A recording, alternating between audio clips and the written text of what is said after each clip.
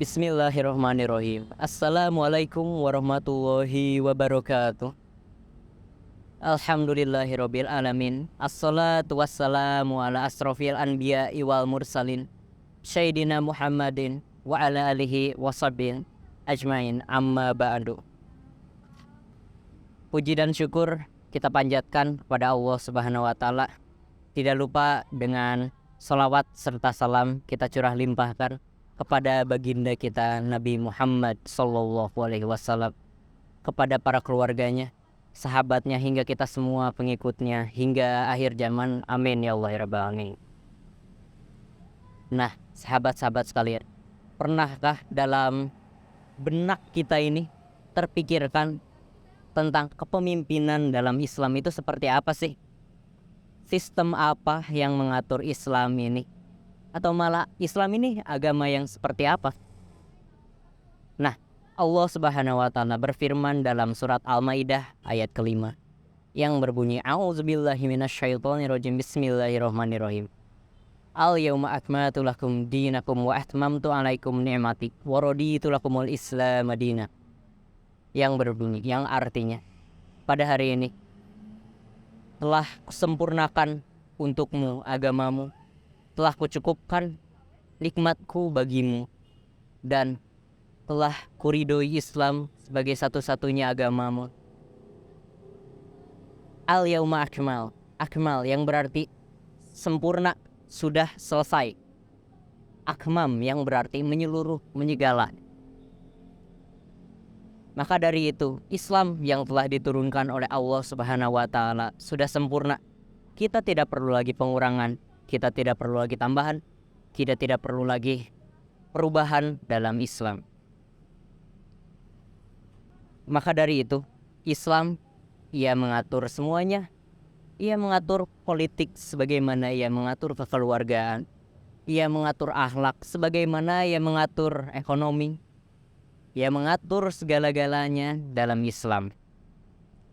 Maka termasuk kepemimpinan dalam Islam. Ciri-ciri pemimpin sudah ditentukan oleh Allah Subhanahu wa taala. Pemimpin seperti apa yang harus dipilih, bagaimana cara pemilihan pemimpinnya, kemudian pemimpin seperti apa yang mungkin harus kita pilih.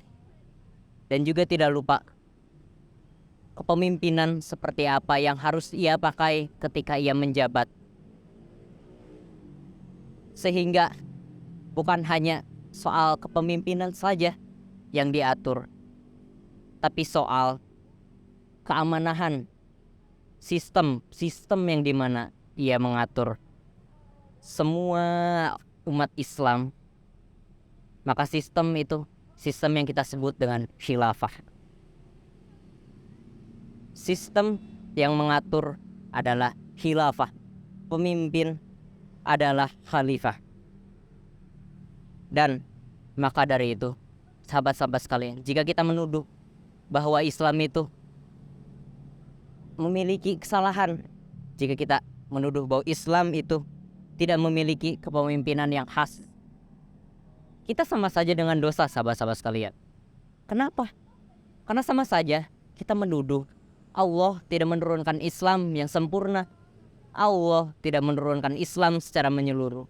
Sama saja dengan kita mengatakan bahwa Rasulullah SAW menyampaikan Islam tidak sempurna dan tidak utuh juga. Maka dari itu, sahabat-sahabat sekalian, kita tidak boleh menuduh untuk hal yang seperti itu.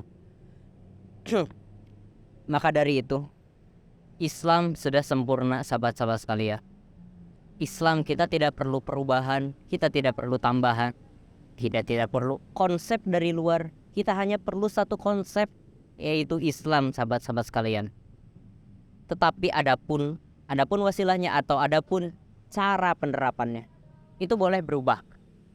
Tapi yang terpenting itu esensi Islam, esensi utamanya itu tidak boleh berubah, sahabat-sahabat sekalian. Al-yauma akmaltu lakum dinakum wa atmamtu 'alaikum ni'mati wa raditu lakumul Islam madina. Maka kita harus berbangga sebagai umat Islam.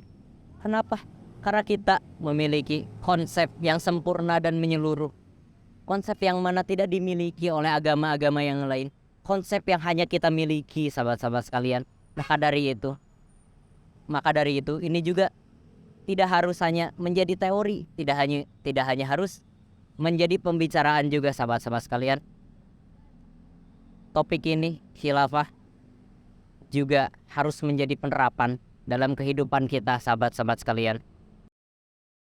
Maka dari itu, setelah kita mengetahui hal ini, kita juga harus tahu bahwasanya dalam Islam itu kita harus menerapkannya. Betul tidak, sahabat-sahabat sekalian? Dalam Islam inilah kita juga tidak hanya harus mengetahui saja, tapi kita juga harus menerapkannya. Maka dari itu, kepemimpinan dalam Islam ini tidak boleh hanya menjadi pembicaraan, hanya menjadi kajian-kajian, tidak hanya menjadi pembicaraan atau hanya kita mengetahuinya saja, tapi kita harus tahu dan kita harus menerapkannya dalam kehidupan kita, sahabat-sahabat sekalian, hingga ketika kita menghadap kepada Allah Subhanahu wa taala, kita itu termasuk kepada orang-orang yang ingin dan berusaha, bertekad dan merindukan kepada kepemimpinan dalam Islam ini. Dan juga maka kita termasuk orang-orang yang terpaksa untuk menghadapi keadaan dunia yang pada saat ini. Maka dari itu, saya akan menekankan sekali lagi bahwasanya ini harus menjadi penerapan kita dalam kehidupan sehari-hari, sahabat-sahabat sekalian. Mungkin hanya segitu saja dalam waktu yang singkat ini yang dapat saya sampaikan. Mohon maaf jika terdapat kesalahan. Kesalahan hanya murni dari saya. Kebenaran hanya datang daripada Allah. Wabillahi taufiq wal hidayah. Wassalamualaikum warahmatullahi wabarakatuh.